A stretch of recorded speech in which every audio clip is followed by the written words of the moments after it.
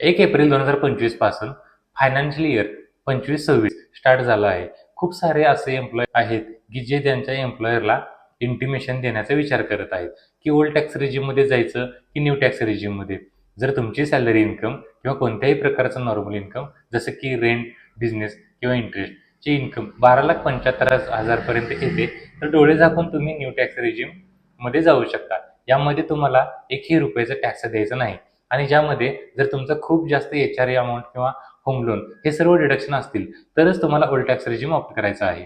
आणि मित्रांनो, हे सर्व डिडक्शन घेऊन पण ओल्ड टॅक्स रेजिममध्ये जेवढे टॅक्स वाचवू शकणार आहात, तर न्यू टॅक्स रेजिममध्ये बिना कोणतेही डिडक्शनचे तुमचा टॅक्स वाचणार आहे. तर ओल्डमध्ये का न्यू टॅक्स रेजिममध्ये कोणता टॅक्स रेजिम तुम्ही ऑप्ट करणार हे आम्हाला कमेंट करून नक्की सांगा.